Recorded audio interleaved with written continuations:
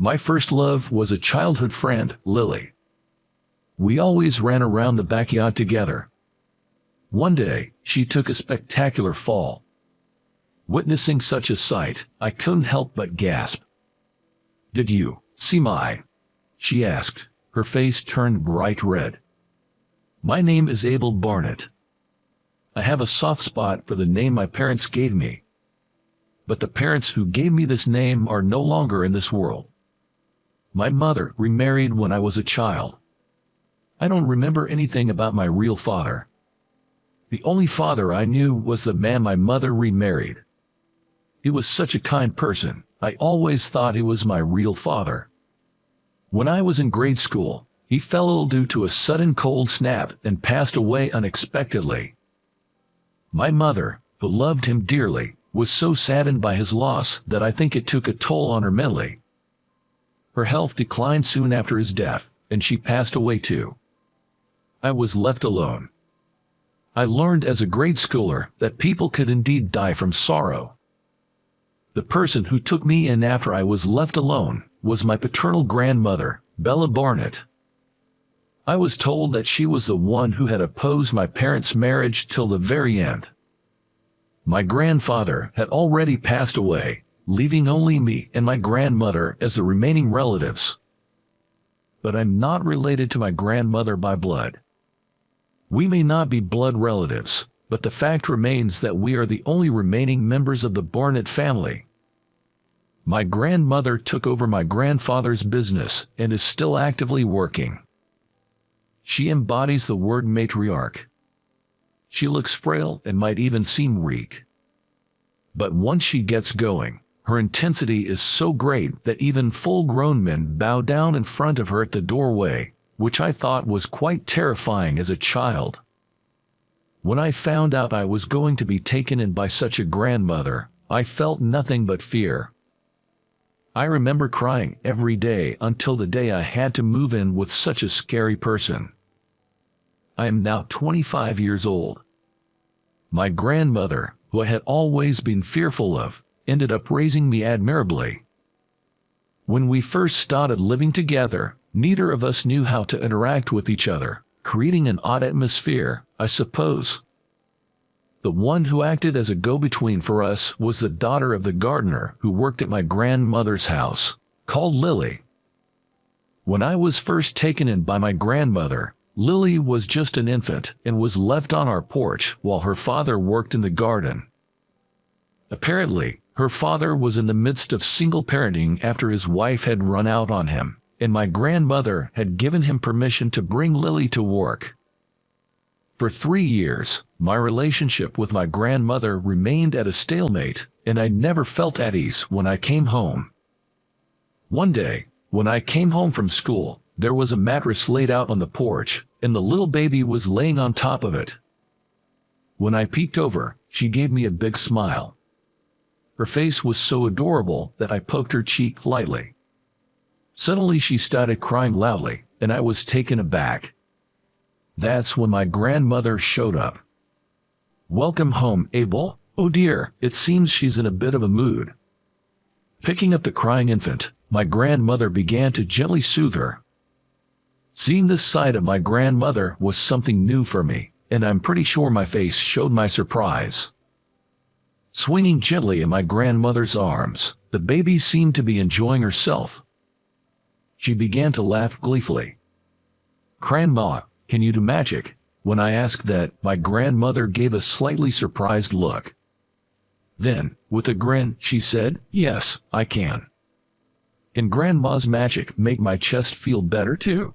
Looking at the laughing baby, I said that. My chest always felt cold and hurt. It had been that way since I lost my parents. If my grandmother could do magic, I wanted her magic to make me laugh like this baby. I was a bit more immature than my friends at the time. In response to my words, my grandmother said, "It's a secret," and gently placed her hand on my chest. When she came close, a strange scent mixed with the baby's milk smell and the incense my grandmother always burned. As my grandmother gently touched me, my chest became warm. After that, The choking feeling that had always been there in my chest disappeared like you wouldn't believe. "That's amazing. It's amazing. It doesn't hurt anymore," I excitedly told my grandmother.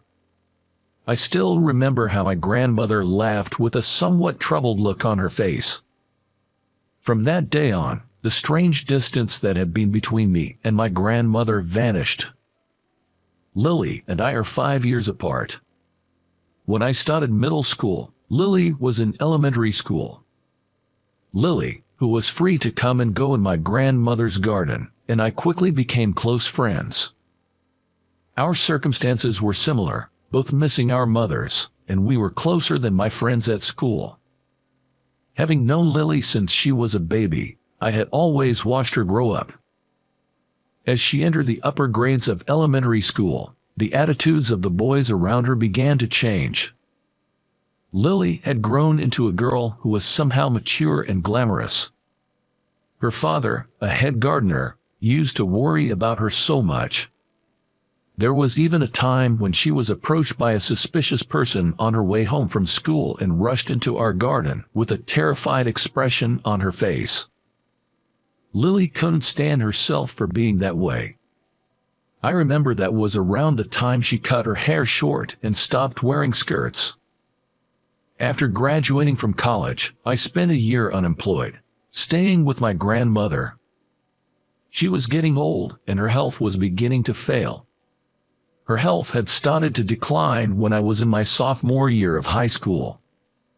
It was around the time I was deciding which college to attend. My grandmother told me to do whatever I wanted, so I decided to attend the closest low-ranked university from my home in my hometown. My class advisor tried to persuade me to aim for a more prestigious college, but I had no intention of leaving my grandmother. Of course, I got into the university. After graduation, I spent a year caring for my grandmother. Once her health finally stabilized, I started job hunting and managed to secure employment. Since I had no intention of leaving my hometown, I decided to work at a major advertising agency located here. I figured the 1-year gap wouldn't matter much. I thought so, but the world isn't that sweet. I was made painfully aware of this on the day of the job offer ceremony. There were 5 other new recruits apart from me, all of whom were elites who had graduated from prestigious universities and seemed to take pride in that. The person in charge of training us new recruits was Mr. Baker, who also graduated from a prestigious university. I was surprised to see him blatantly favor the junior employees who had graduated from the same university as him. Being a low-ranked university graduate, I was treated like I wasn't even human. It's been like this since the pre-joining orientation, and I'm sick and tired of it every day. "Oh, you look so fed up again today." My grandmother, who had regained some of her energy, was sitting on a rocking chair in a room with a view of the garden, knitting something. Even though she was frail and getting older, the strength in her eyes hadn't been changed. I've realized that the world can be quite tough. I tell my grandmother about Mr. Baker in a humorous way. My grandmother laughed heartily at my story. "Wow, there is such an old-fashioned man like him still around. Huh, anyway, Lily's back after a long time." "What, Lily?" Hearing Lily's name blew away my gloomy mood in an instant. I haven't seen Lily, who should be 20 years old this year, since she graduated from junior high school. We've only been keeping in touch through emails. Apparently, Lily had consulted with my grandmother about her future path when she was about to graduate from junior high school. Lily was firm that she didn't need to attend high school to fulfill her dream. Of course, her father, Gardener Depp, was strongly opposed. He insisted that she should go to high school, leading to arguments almost every night. One day, when I came home from school, I found my grandmother and the Depps sitting facing each other in the living room. When my grandmother noticed me, she beckoned me over. I took a seat next to my grandmother. Mr. Depp looked troubled, and Lily was deadly serious. I quickly realized this was about her future plans. I understand what you're coming from, Dad. I get the importance of high school, but I don't need it. Lily was the first to speak up. Even so, you must understand the difficulties you'll face in the real world without at least a high school diploma, Mr. Depp said, seemingly troubled. He seemed past the point of anger. I want to work with horses. I want to become a stable hand. For that, I need to train at a ranch. I don't want to take detours for my dreams. It's easier to become a civil servant in local horse racing than in the major leagues. Still, practical experience is necessary.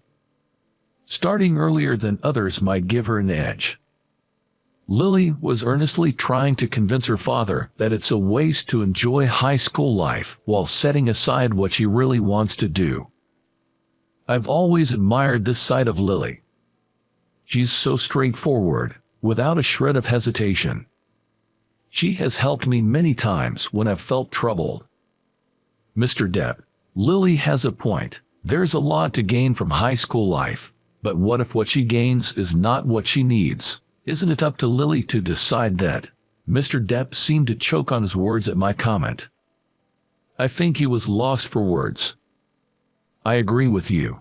I think Mr. Depp is just worried about Lily. So, can you leave Lily's future to me? I'll find a proper training place. I promise. Let's witness the path of the youth together.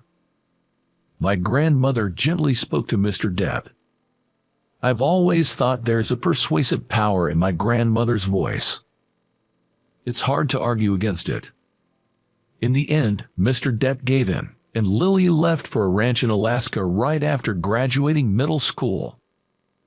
We haven't seen each other for quite a while since then. Now, Lily is back from Alaska. I felt a bit upset that she didn't contact me. She said she didn't want to bother you because you're busy with your new job. I'd rather see her healthy and happy than avoid meeting out of consideration. I genuinely felt that. The next day, there was an orientation before starting my new job. I was heading to the company with a feeling of disgust from early morning. Mr. Depp was already starting to prune the plants in the garden. The scent of the plants calmed me down a little.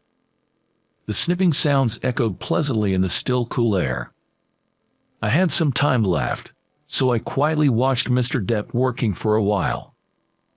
He's aged a little and gained the dignity of a master. Apparently, he's planning to take on a few apprentices next year. I think that being a craftsman himself, Mr. Depp must have understood Lily's feelings better than anyone. As I got older, I finally began to notice things like this. Master Abel, is today your company's entrance ceremony? Mr. Depp, noticing my gaze, stopped his work. Even though I'm 25, he still calls me Master Abel. It feels a bit awkward, but it's also somewhat comforting. Actually, today is just an orientation. It's a training before joining the company. There's a lot to learn, I said, scratching my head, and Mr. Depp let out a hearty laugh. Well, it's just the beginning, isn't it? Keep it up. Bolstered by Mr. Depp's encouragement, I managed to get going. After bidding him goodbye with I'm off, I headed for the office.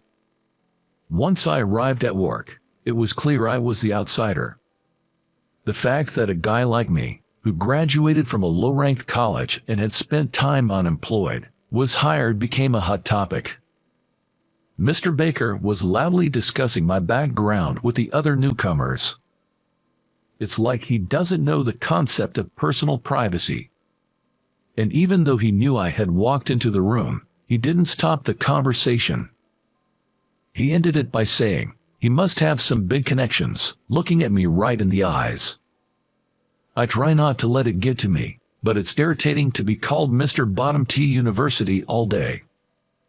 What were you doing after graduation, Mr. Bottom T University? Unemployed, right? Were you a NEET? I'm fed up with Mr. Baker, who keeps picking on me at every opportunity. Having to listen to his stories about how much effort he put into getting into this company, and about his university exploits, makes it hard to absorb the important training content. But the obvious bullying didn't stop there. I was the only one not given any documents or not notified of room change from the conference room. It was like the kind of teasing you'd see in elementary school. It was so ridiculous, I seriously considered leaving halfway through. If this is what working here is like, this could go on forever. That thought alone drains all my energy. All I can do is pray I get assigned to a department as far from Mr. Baker as possible. But the problem isn't just Mr. Baker. The whole company's atmosphere is like Mr. Baker's. While he may be an extreme case, it's common practice here to judge people by their education, as if that defines who they are. I got a strong sense of this prevailing trend. After a dreary day of training, I returned home to find Lily cleaning the yard. I found myself not being able to say hi to her for a moment. "Oh, Abel, it's been a while." Lily greeted me swinging with a bamboo broom. Her waist seemed unusually thick. I kind of messed up. I'm back home for treatment. Noticing my gaze, she lifted her shirt's hem with a swift motion. Underneath was a white cast. Apparently, she fell off a horse during training. She's come home to recover while she's on leave. Working at the stable involves a lot of heavy lifting. The ranch owner told her that her back is crucial and she should get it treated properly. Watching Lily with the bamboo broom in her hands, I'm reminded of our childhood days playing together in the garden. My first love was Lily. One day, I recalled Lily taking a dramatic tumble in the yard. After she fell, Lily asked shyly, looking up, "Did you see me?" I answered instinctively, yes. From the next day on, she wouldn't speak to me for a week. I remember that was hard. "Are you reminded of something silly now?" She noticed right away when I got lost in old memories. She raises the bamboo broom, intimidating me. No, not at all. Lily, broom in hand, starts chasing me as I panic. I run away without thinking. My grandmother was laughing loudly from the porch, watching us run all around the yard. "Don't you feel pain from running so much?" Out of breath due to lack of exercise, Lily still chases me with a calm look. Of course it hurts. I'm savoring the pain. It seems she is experiencing pain as a lesson from the mistake she made. I thought it was a stern, Lily-like statement. It's the path I chose. This pain is nothing. Eventually, I was easily caught and Lily climbed onto my back in victory. She didn't care that my suit was getting dirty. Lily raised a victory shout on my back. I completed the pre-employment training, and it was the day of the entrance ceremony. I was still unsure. Whether it's the right decision to join that company, I was still doubting. Yet, I put on my suit, tightened my tie, and headed towards the company from the front door, regardless of my own will. If I keep piling up days like this, my current situation might become a laughing matter someday. I feel like I was deceiving myself by thinking that way. Bad premonitions are often right, and an incident occurred at the entrance ceremony. It happened just before the ceremony started. As usual, Mr. Baker started messing with me.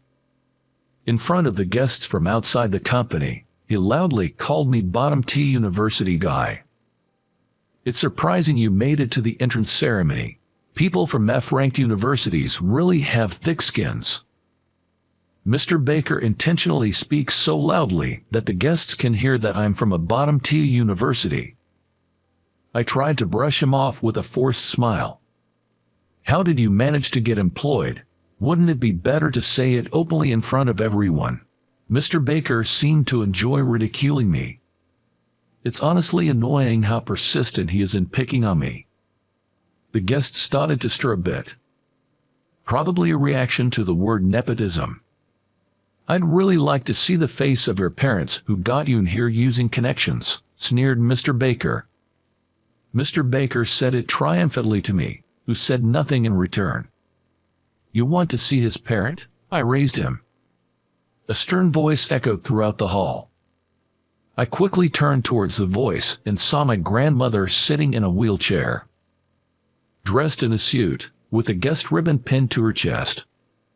The wheelchair was pushed closer to Mr. Baker and myself. It was Lily, who was pushing the wheelchair. Mr. Baker was taken aback at the sudden appearance of my grandmother. The moment my grandmother moved forward, the executives began to rustle. I raised him. Do you have a problem with that? My grandmother's eyes were filled with anger. Mr. Baker was at a loss for words at her power. Just a moment ago he was openly belittling me. Now he was like a frog being stared down by a snake. Now, what to do? After my grandmother said it, casting a glance towards the executive seats. The executives were flustered by her appearance. Her company is a client of this company. Most of the deals are made with the company my grandmother runs. It seems that my grandmother was called to give a congratulatory speech to the new employees. Of course, the executives knew about me. They had even told me during the interview that I wasn't hired due to nepotism. Mr. Baker seemed to have realized his mistake as he noticed the executives are getting agitated. Isn't the level of civility in this company too low? No one stopped the belittling attitude. I think this disqualifies it as a business partner and as Abel's workplace. What do you think about that, Chairman? Lily said. My grandmother nodded slowly at Lily's words. Then she turned to me and said, "Let's go home, Abel." I felt oddly refreshed. Right, I didn't want to join this company. I've caused a fuss. Please continue the ceremony. I'll take my grandson with me. We'll contact you about the contracts, said my grandmother. The executives raised their voices. Wait, please. Mr. Baker was being yelled at to apologize. But it seemed like my grandmother didn't hear any of the commotion. With a cool face, my grandmother said, "Let's go home." Back home, I faced my grandmother again. She told me that she had been worried about me going to work every day with a gloomy face. Abel, don't you have something you really want to do? Honestly, I was surprised when you chose that company. My grandmother stumbled over words. She probably sees through everything. I chose that company for my grandmother. You're too kind. Live more freely. She spoke in a tone that revealed she understood I had chosen my employment in a place that would please my grandmother. I resolved myself. Taking a deep breath, I bowed deeply until my forehead touched the floor. Please, let me become Mr. Depp's apprentice as a landscaper. I had always admired Mr. Depp for his craftsmanlike demeanor. Having lost my father at an early age, Mr. Depp was the man I admired, the adult figure I looked up to. I want to live as a craftsman, I said. Speaking out the words that were stuck in my chest felt like breathing life back into my real self. I'm sorry for holding it in all this time. Inside, I apologized to myself. Afterwards, I officially became Mr. Depp's apprentice. Despite becoming an apprentice, being called Master Abel was somewhat embarrassing. But the instruction in landscaping was strict and relentless. Being told to learn the craft, I was desperate every day just to keep up. But every day was incredibly fulfilling. After her recovery, Lily returned to her ranch in Alaska.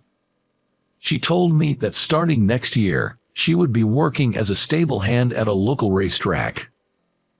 I couldn't afford to lose to Lily, who was steadily achieving her dreams. Abel, you're just a late bloomer. She teased me from time to time with such words. Who would become independent first? It felt like a competition. We were physically apart, but I felt closer to Lily than before. After a few years, I had grown enough to be called Mr. Depp's right-hand man. I had decided long ago that once I became independent, I would propose to Lily. And today, I told her that. Honestly, I thought she would say yes right away. But her answer was wait. Lily had started working as a public servant. I painfully understood the meaning behind her wait. I immediately replied, I'll wait as long as it takes. I don't want a foolish relationship where one of us has to endure something. If we respect each other and care for each other, we can wait for each other forever. There's no doubt about that,